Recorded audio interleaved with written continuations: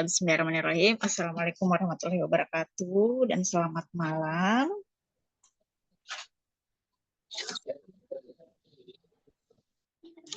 Waalaikumsalam Bu, selamat malam Bu. Waalaikumsalam. Iya, baik. Waalaikumsalam. Selamat malam. Ya, alhamdulillah ya. Baik, perkenalkan ya Ibu, nama Ibu An-Nur Fitriani dan di semester ini bertugas untuk mengampu mata kuliah praktikum teknologi pangan ya. Nah, seperti mungkin di video pembuka saya di akun yang mungkin gambarannya seperti itu ya, dan pada malam ini kita akan pertemuan pertama penjelasan dulu ya mengenai teknis nanti di TUEP kedua apa saja yang harus kita lakukan atau gimana yang harus kita lakukan ya. Ibu izin share aja ya biar mempercepat waktu kita belajar ya. Baik, apakah semuanya sudah mendownload PPT yang ada di akun?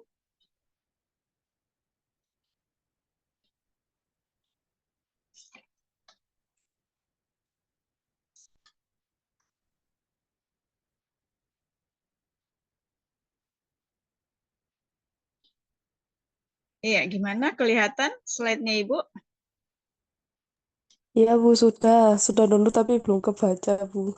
Oh, iya, oke. Nah, ini aja ya.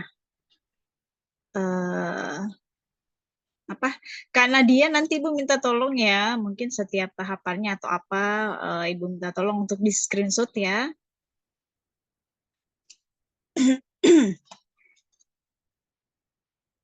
Karena Nadia Tiara. Iya Bu, ada apa Bu? Iya, bisa Ibu nanti minta tolong setiap tahapan sesi perkuliahan kita, Ibu minta tolong untuk di screenshotkan ya. Oh iya Bu. Ya, baik ya, di awal, di pertengahan, dan mungkin nanti di akhir perkuliahan kita foto sesi bersama. Ya, baik, izin ini apakah slide-nya kelihatan? Kelihatan Bu. Sudah. Baik ya, baik. Bismillahirrahmanirrahim ya. Nah, ini merupakan gambaran awal ya yang akan kita lakukan ke depannya seperti apa ya. Ibu ada sedikit pengantar dari Ibu ya persiapan praktikum. Nah, protes ini adalah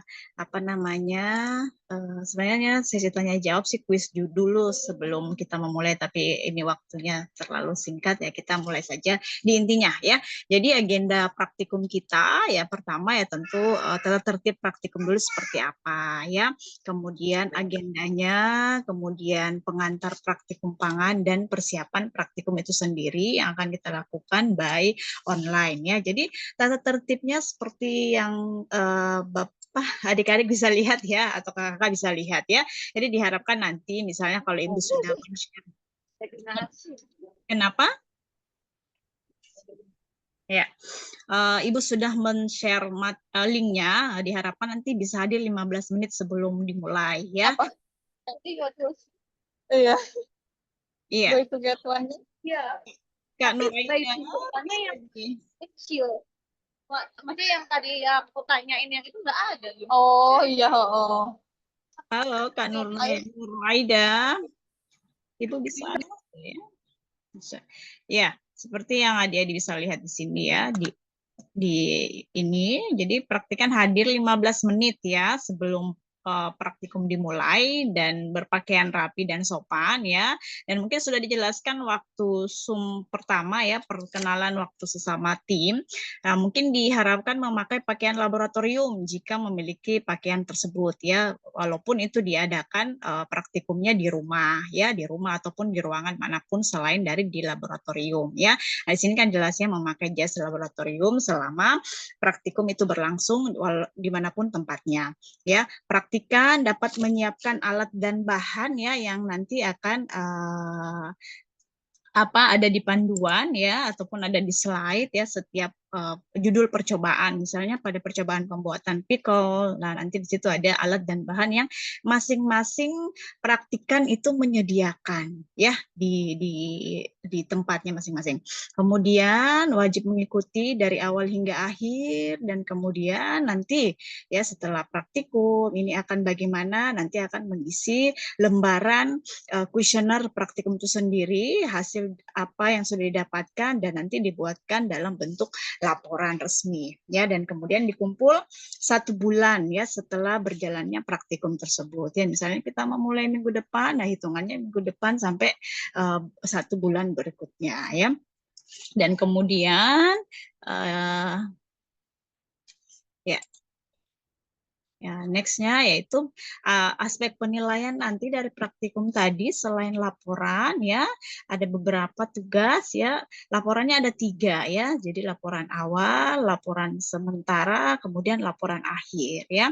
Nah, masing-masing poinnya ada 30% sampai yang paling tinggi laporan akhir praktikum itu adalah 40%. Jadi mungkin ini laporan akhir ini masuk semua percobaan yang akan kita lakukan nanti ya. Oke, yang selanjutnya kita ke tujuannya. Sebenarnya tujuannya secara umum ya. Jadi untuk menilai bagaimana kemampuan mahasiswa itu sendiri ya terampil dalam mengelola bahan pangan ya. Jadi dari bahan raw material nanti kita akan olah menjadi beberapa bentuk diversifikasi atau pengolahan atau bentuk pangan-pangan lainnya ya.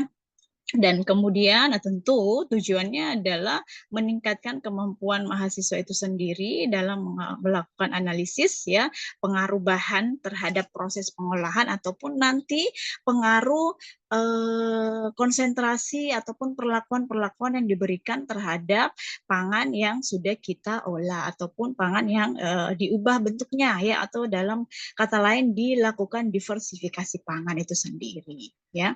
Nah, materi pengantar.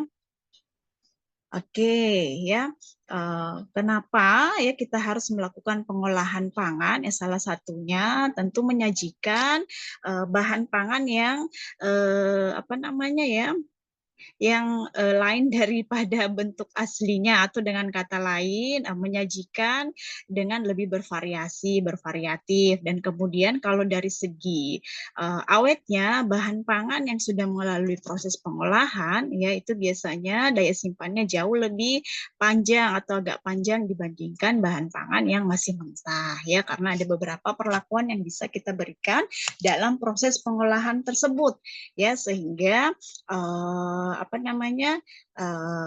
bisa mempertahankan daya simpan atau meningkatkan daya simpan dari pangan itu sendiri, dan kemudian tentunya bisa menjadi barang atau pangan yang sudah siap untuk dikonsumsi ya seperti itu. Dan kemudian tujuannya ya ini menambah berbagai macam ragam produk olahan pangan, memberikan nilai tambah tentunya pada produk, apalagi kalau misalnya diberikan flavor, pewarna ataupun mungkin packaging yang lebih menarik. Nah, itu tentu memberikan nilai tambah pada produk itu sendiri, dan tentunya bagi konsumen itu sendiri memberikan daya tarik bagi konsumen untuk memiliki ataupun untuk membeli produk tersebut ya, ataupun untuk mengkonsumsi. Dan kemudian tentu meningkatkan keamanan pangan. Ini juga keamanan pangan yang tadi Bu kaitkan adalah terkaitnya masa simpan atau daya awetnya jauh lebih panjang ya, dan kemudian tentu lebih safety, apalagi kalau misalnya packagingnya vakum, packagingnya cukup aseptik ya, dan kemudian bisa mencapai sifat organoleptik tertentu, misalnya terjadi perubahan tekstur, kemudian tentu rasa, kemudian aroma, dan sekarang kan banyak sekali misalnya dari salah satu aja bahan mentah atau bahan pangan kemudian diolah menjadi berbagai macam rasa, aroma, ya itu kan bisa mencapai atau meningkatkan sifat organoleptik dari bahan pangan itu sendiri ya, dan kemudian lain sebagainya fungsi dari pengolahan pangan itu sendiri. Nah, di mana dalam proses pengolahan pangan ya, baik itu di apa namanya ya skala rumah tangga, ya, laboratorium ataupun skala industri sekalipun, beberapa serangkaian yang pada umumnya dilakukan, yaitu tentu adalah proses awal terlebih dahulu, pengubahan bahan mentah ataupun bahan baku tadi menjadi setengah jadi ataupun menjadi bahan yang siap untuk dikonsumsi. Kemudian di situ ada nanti proses pengolahan yang terjadi atau dikenal dengan proses konversi dan kemudian melewati proses pengawetan ya, dan ini setiap bahan pangan yang biasanya kita lakukan pengolahan pangan ya ataupun melewati pengolahan pangan selalu atau bahkan sering melewati proses pengawetan. Pengawetannya macam-macam, baik pengawetan secara alamiah, pengawetan dengan metode teknis ataupun pengawetan dengan penggunaan bahan kimia. Dengan tujuannya kembali lagi kepada tujuan pengolahan, salah satunya adalah mempertahankan masa simpan dan kemudian meningkatkan daya tarik baik itu dari segi kemasan ataupun dari segi organoleptiknya. Kemudian keempat adalah proses pengisian. Nah, ini pengemasan, masuk di sini di pengemasan dan kemudian ada proses labeling, proses penyimpanan sampai akhirnya proses distribusi dan sampai kepada konsumen ya. Ini gimana ya ini? Ya, seperti itu. Jadi proses pengolahan yang intinya adalah melewati beberapa tahapan. Ada tahapan pentingnya yaitu proses awal hingga proses penyimpanan. Ya, di sini dilihat sangat singkat tapi sekelumit nanti akan terjadi di dalam proses pengolahan tadi, dan tentunya juga perubahan-perubahan bisa banyak terjadi di proses ini ya, baik itu perubahan yang tentu yang diinginkan maupun perubahan yang tidak diinginkan bisa terjadi di sini ya. Oke, nah di sini proses awal dari masuknya raw material atau bahan mentah, tentu kita melewati dulu proses pembersihan ya, di mana pembersihan adalah tujuannya adalah memisahkan ya bahan-bahan dari kontaminasi baik dari secara fisik, kemudian cemaran kimiawi maupun cemaran secara mikrobiologi ya atau secara mikroba ya. Jadi karena bahan baku mungkin bahan bakunya yang diperoleh dari kebun, dari lahan ataupun dari manapun, nah itu kan melewati beberapa tahapan ya. Nah bisa jadi di situ terjadi kontaminasi sampai misalnya ini berbicara di skala industri ya, sampai diantar ke ruangan produksi ya. Nah makanya dilakukan yang namanya pembersihan. Kemudian sortasi ya, setelah pembersihan kemudian dilakukan pemilihan, disortasi mana yang layak untuk diteruskan ke proses pengolahan selanjutnya, mana yang dihentikan ya atau dipisahkan. Jadi sortasi adalah memisahkan bahan untuk mendapatkan bahan sesuai dengan kriteria tertentu ya. Jadi misalnya di dalam suatu industri ada kriterianya, misalnya ada bahannya dengan grade atau besarnya sekian gram. Ada yang biasa kan kalau apa namanya ya, di bahan mentah kita ilustrasinya di buah aja, misalnya proses sortasi buah apel. Nah di situ buah bentuk dan ukurannya kadang tidak seragam, warnanya tidak seragam ya. Nah ini nanti akan disortasi berdasarkan pemisahan grade-nya ya, misalnya beratnya, warnanya ya, kemudian kenampakan dan lain sebagainya. Dan kemudian disortasi ini tidak lepas dari grading ya. Jadi kalau setiap kita melakukan sortasi itu juga sudah termasuk dalam grading di situ atau mengkelaskan ya, mengkelaskan dari bagian yang kita sortasi tadi ya, atau dengan kata lain mengelompokkan bahan dasar berdasarkan kelas mutunya ya, seperti yang dikatakan tadi, baik itu warnanya, bentuk ukurannya, kemudian teksturnya dan lain sebagainya. Jadi mengkelas-kelaskan ya, dan kemudian nanti setelah itu dilakukan penyimpanan ya, penyimpanan bahan bakunya yang berdasarkan dipisahkan tadi ya, berdasarkan mutu grading yang sudah kita sortasi ya atau yang sudah kita lakukan. dilakukan ya. Dan kemudian proses konversi, tahapan yang kedua adalah proses konversi ini adalah pengubahan. Jadi mengubah bahan bentuk tadi, bahan mentah tadi menjadi bahan lainnya, baik itu bahan setengah jadi ataupun bahan yang jadi sekalipun ya, tergantung yang kita kehendaki seperti apa. Dan kemudian di dalam proses konversi bermacam proses yang bisa terjadi. Yang pertama pengecilan pengukuran atau mengecilkan ukuran dari bahan mentah tadi ya, pembesaran ukuran ya, kemudian pemisahan, pencampuran hingga kepada homogenisasi atau emulsifikasi ya. Jadi tergantung apa yang kita akan buat, tergantung bahannya dan kemudian juga apa yang kita kehendaki. Dan kemudian masuk ke dalam proses pengawetan. Jadi salah satu fungsinya pengolahan adalah di pengawetan ini tujuannya memperpanjang masa simpan ya, atau masa awetnya atau daya simpannya dari suatu bahan pangan tadi ya. Nah, beberapa metode yang bisa kita lakukan ya, baik itu secara fisik, secara kimiawi ataupun manual ya. Nah, ini beberapa yang biasa kita lakukan ya, baik itu di kehidupan sehari-hari mungkin ya, ataupun di dalam suatu sengaja dalam suatu praktikum. Nah, metodenya dalam pengawetan ya ada pemanasan sampai kepada penambahan senyawa kimia. Pemanasan ini macam-macam. Ada kita yang sering kita kenal, ada pemanasan by pasteurisasi atau sterilisasi ya. Nah, itu adalah satu bentuk pengawetan ya, baik itu menggunakan medianya baik berupa air ataupun minyak ya, itu bentuk pemanasan. Kemudian pendinginan dan pembekuan ya, pengeringan ya, pengasapan, radiasi sampai kepada penambahan senyawa bahan kimia, di mana ketujuan semua metode operasi ini bertujuan supaya bahan pangan tadi atau bahan pangan yang sudah kita olah tadi memiliki masa simpan yang jauh lebih lama atau bisa lebih awet ya, karena kita tahu bersama bahan pangan ya, baik itu mentah ataupun yang sudah diolah mudah sekali mengalami kerusakan ya. Kerusakannya yang pertama lebih sering akibat adanya kontaminasi ya, kontaminasi baik fisik, kimiawi, apalagi kontaminasi akibat mikroorganisme itu sendiri. Ya, pernah kita lihat ya, ketika kita habis mengkonsumsi makanan ya, kemudian tidak segera kita bersihkan piring kita. Nah, di situ kita dibiarkan selama sehari mungkin atau 2 hari. Nah, di situ kita lihat masih ada jasad-jasad renik yang bisa tumbuh di sisa-sisa makanan sekalipun. Nah, bisa dibayangkan kalau misalnya makanannya masih utuh ya, kandungan nilai gizinya masih sempurna, komponen makro dan mikronya masih banyak ya, tentu mikroorganisme juga pasti akan senang dengan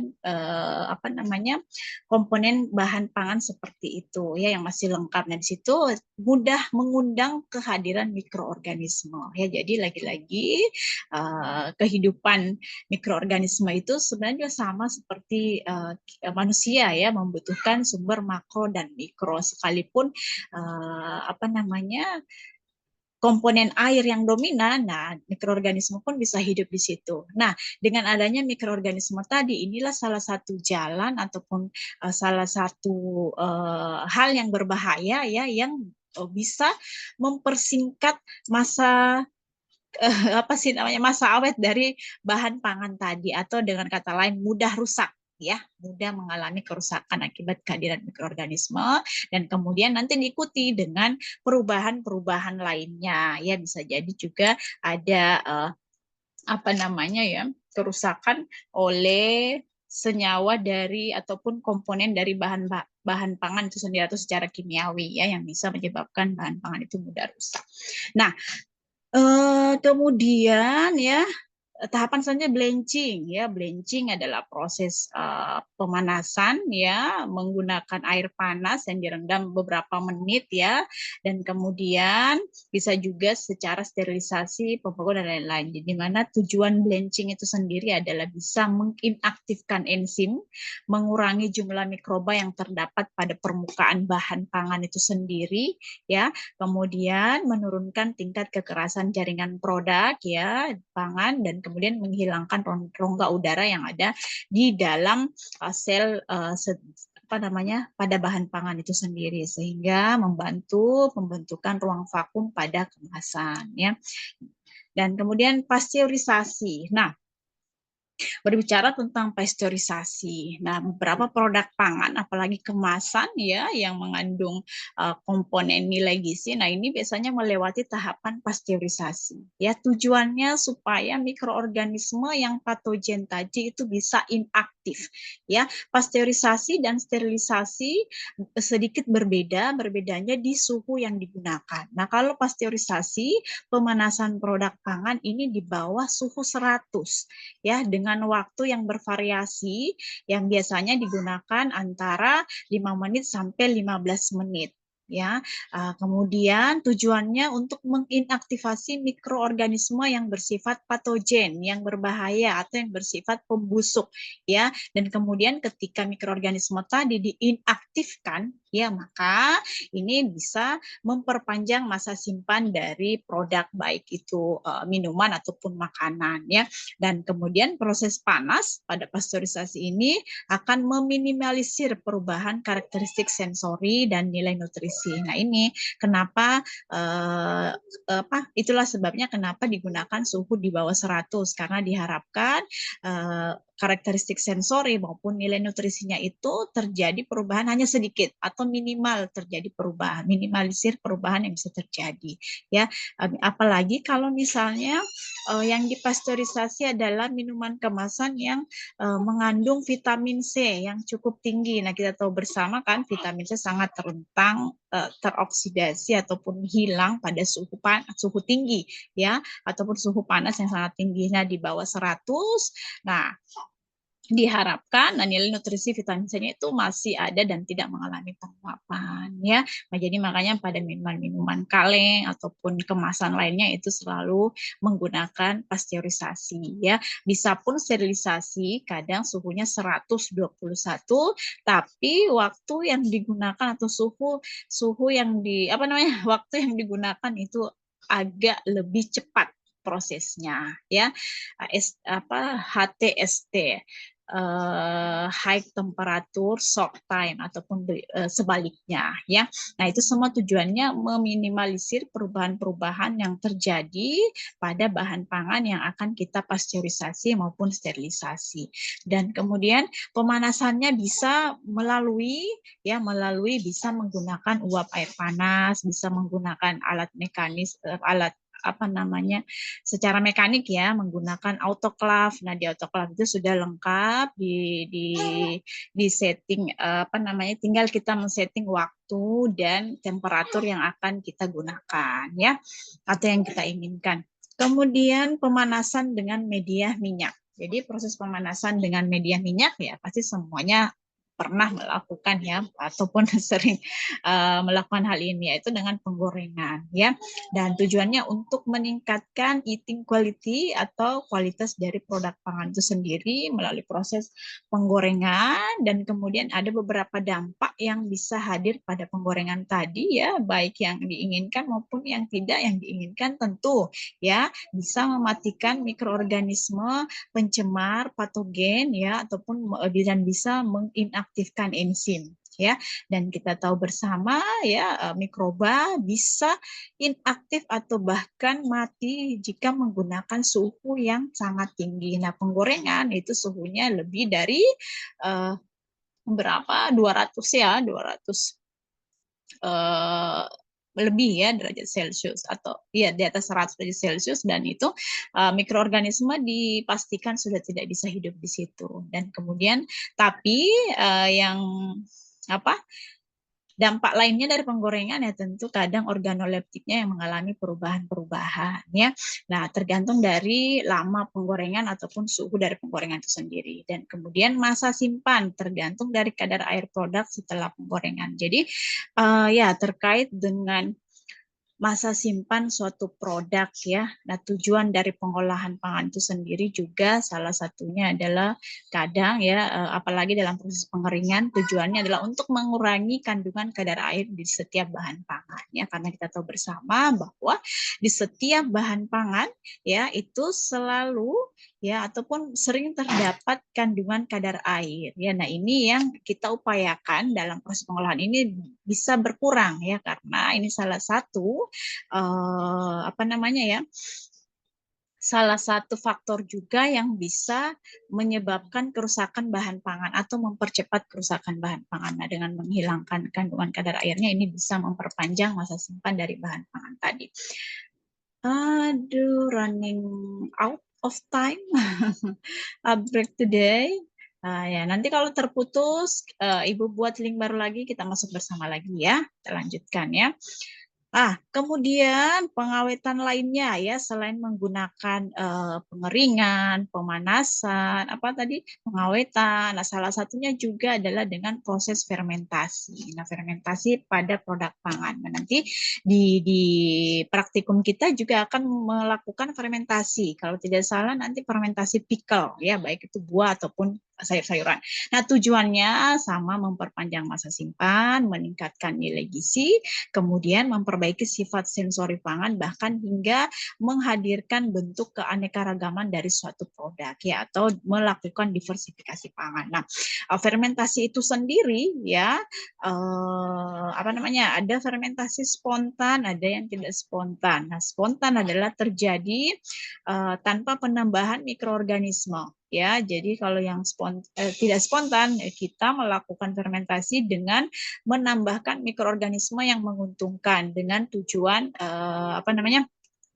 Dengan tujuan supaya produk tadi ya bisa awet, lagi-lagi bisa awet, dan kemudian tentu meningkatkan nilai tambah, nilai gizi dari produk yang akan kita fermentasi tersebut ya.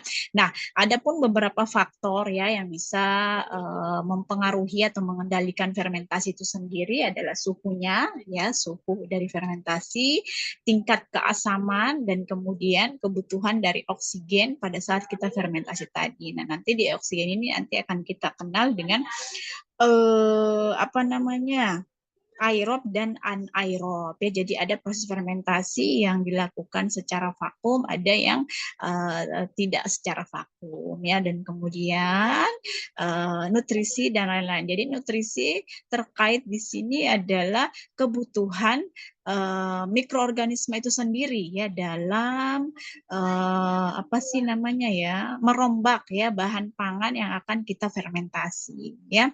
Nah, kemudian aplikasi fermentasi bisa pada produk pangan ya, misalnya dari kedelai, kemudian kita ingin membuat tempe ya.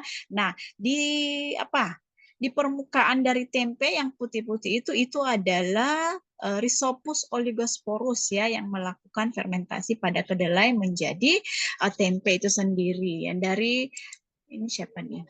Dari biji-bijian kedelai tadi, kemudian membentuk padatan-padatan ya, dan kemudian ada jamur ya, jamur dari Rhizopus itu sendiri yang hadir di permukaan tempe itu ya. Dari jamurnya berasal dari ragi, di mana ragi itu mengandung Rhizopus oligosporus ya.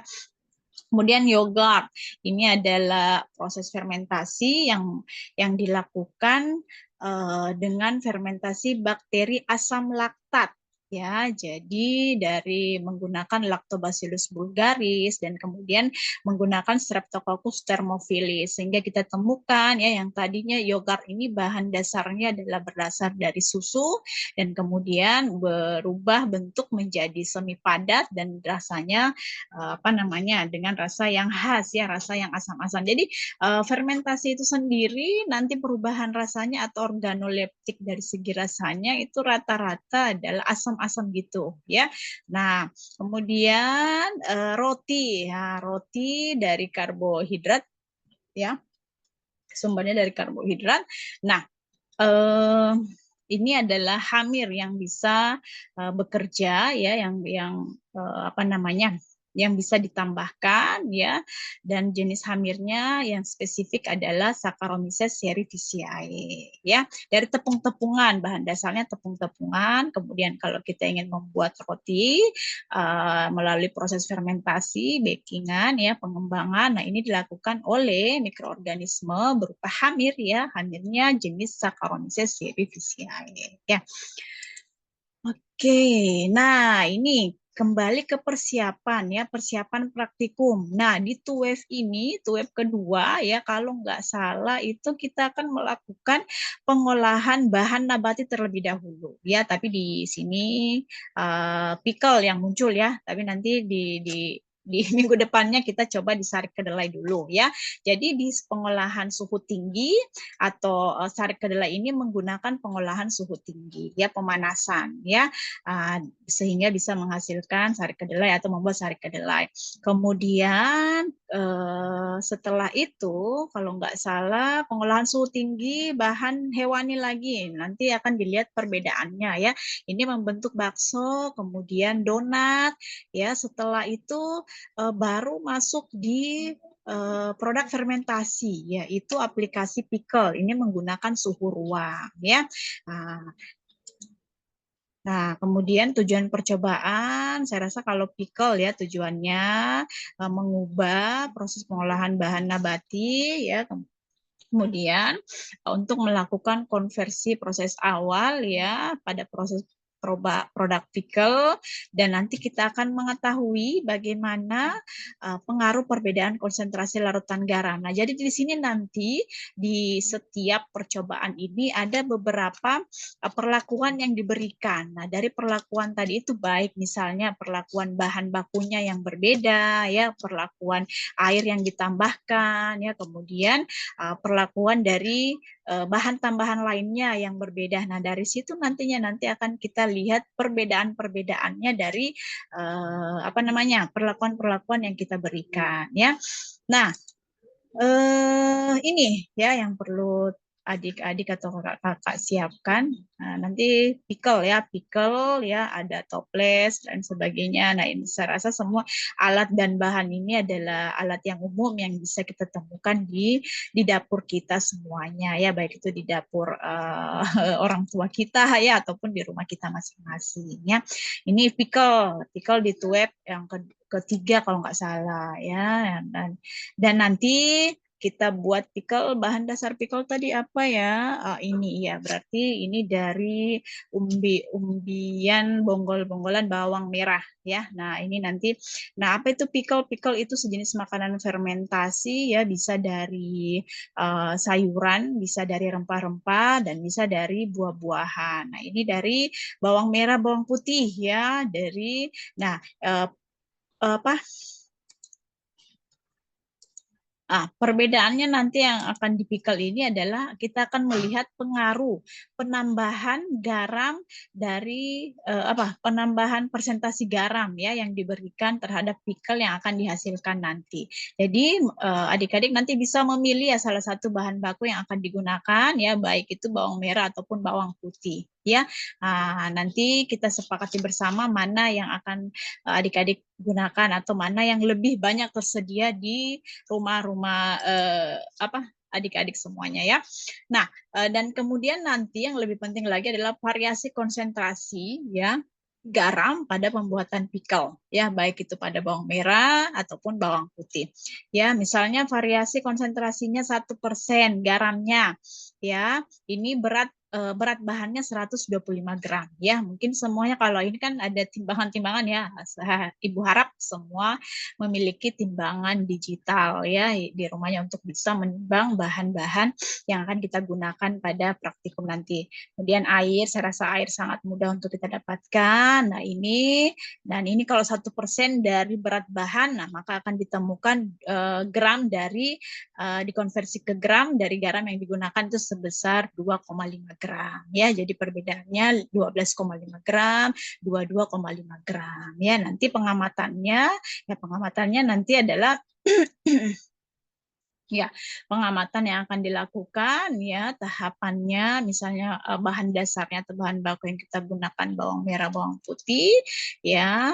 Yang pengamatannya adalah sensori ya, sensori pada pickle yang dihasilkan ya. Jadi nanti masing-masing wadahnya ataupun toples yang akan digunakan untuk penyimpanan ya pickle nanti, nah itu ada 3 berarti ya, karena 3 bahannya 1 tapi konsentrasi yang digunakan berbeda, ada 3 konsentrasi ya. Jadi ini ada 1% sampai 9%. Nah, nanti ini akan dirasa ya sensorinya dari segi atau organoleptiknya dari segi rasa dan kemudian dari segi aroma ya, dan kemudian mungkin juga dari segi warna ya, nanti dilihat aja di penuntunnya ya seperti apa yang menjadi tingkat penilaian dari organoleptik atau sensori di apa namanya di pickle itu sendiri ya. Oke, nah ini yang pengolahan